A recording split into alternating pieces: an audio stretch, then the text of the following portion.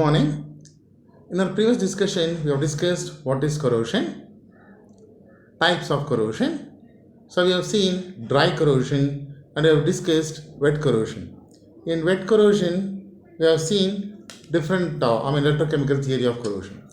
So electrochemical theory of corrosion is further divided, categorized into various types. So what are those various types of corrosion? What is wet corrosion? We'll discuss today one by one. So wet corrosion is further classified into differential metal corrosion, differential aeration corrosion and stress corrosion. So any corrosion that occurs here as wet corrosion is cleanly classified into differential metal corrosion, differential aeration corrosion or stress corrosion. So what is differential metal corrosion, aeration corrosion or stress corrosion? We'll discuss one by one. Differential metal corrosion, as the name indicates, differential metal. So when two different metals are in contact with each other, the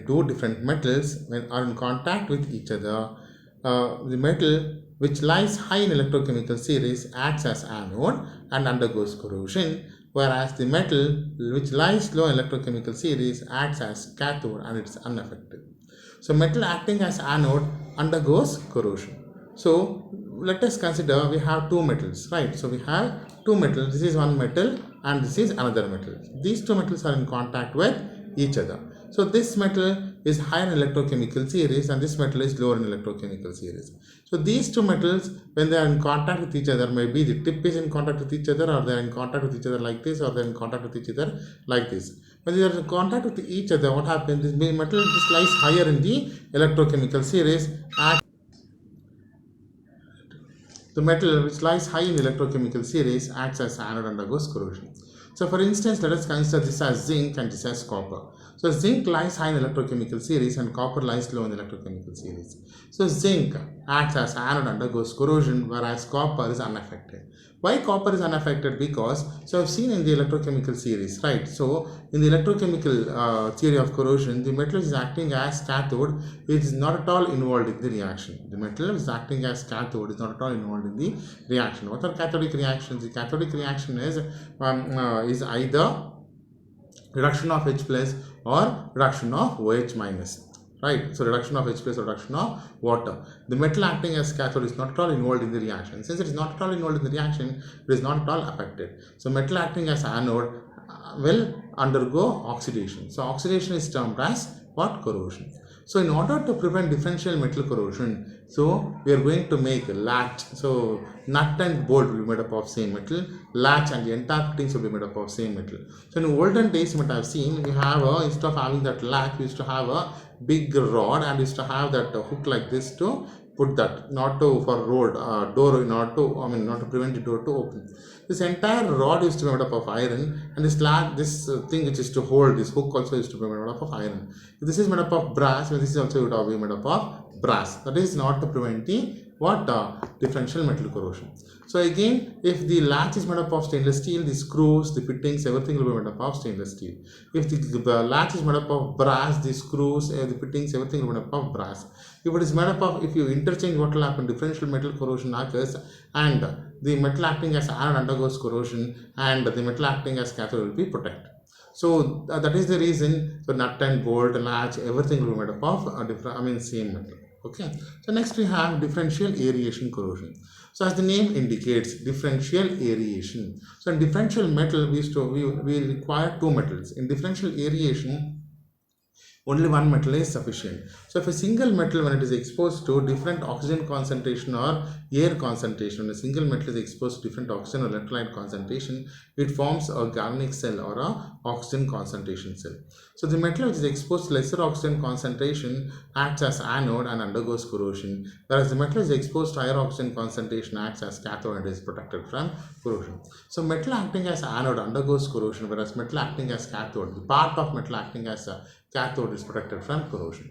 So here with this differential aeration corrosion, we have two types. So what are those two types? Let us see. We have, it is divided into waterline corrosion and pitting corrosion. So what is waterline corrosion? What is pitting corrosion? Let us discuss one by one. So waterline corrosion. As shown in the diagram over here, you take your water line, you take water in the beaker. So dip a iron rod inside this. So we can see here part of rod is dipped inside the water and part of rod is above the water level. The part of rod which is inside the water is in contact with lesser oxygen concentration. It is in contact with dissolved oxygen. And part of rod which is above the water level is in contact with higher oxygen concentration. So part of rod is in contact with lesser oxygen concentration acts as anode and undergoes corrosion, whereas part of rod is in contact with higher oxygen concentration, it will act as catalyst protected from corrosion.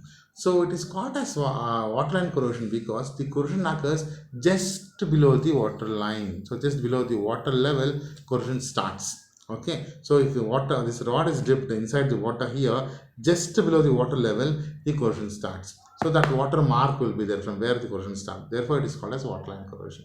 This can be seen. You can see this is the ship. In the ship also corrosion, waterline corrosion occurs. You can see a rod dipped in the water when here waterline corrosion occurs.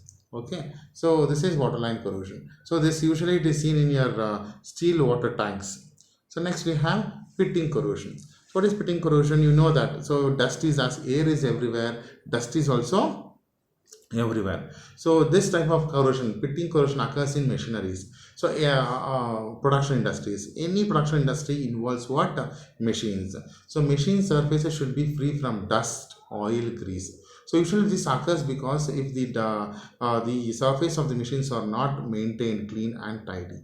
So usually in order to prevent the friction, what we are going to do, we are going to add oil or grease. So that the oil or grease should be added to only one particular place. So by mistake, if oil or grease is added for some other place, what will happen? I mean, it is fall on the surface of the machine and it is not clean. What happens? So the metal, part of metal just below the oil or grease or water or dust is in contact with lesser oxygen concentration compared to other part of the metal. So the part of metal is in contact with lesser oxygen concentration acts as anode and undergoes corrosion, protecting the other part of the metal. So once the corrosion starts, a small hole will be formed below the dust particle. A small hole will be formed below the dust particle and that hole is called as pit. So once pit is formed, rate of corrosion will increase drastically. Okay, so that is the reason, in order to prevent pitting corrosion, we are supposed to maintain the surface of the machines clean and tidy. So what happens if the pitting corrosion leads a hole? You can see I've shown an image over here. So this is the result of pitting corrosion. So I have a small video for you to show how pitting corrosion occurs. What is the results of pitting corrosion on various surfaces? I can just have a look on that.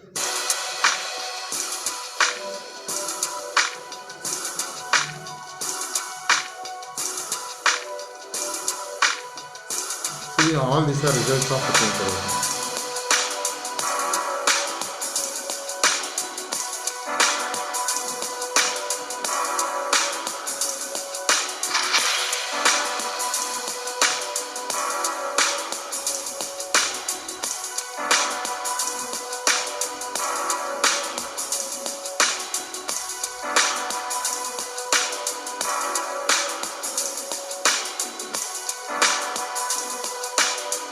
So because of pitting corrosion, a small hole is formed.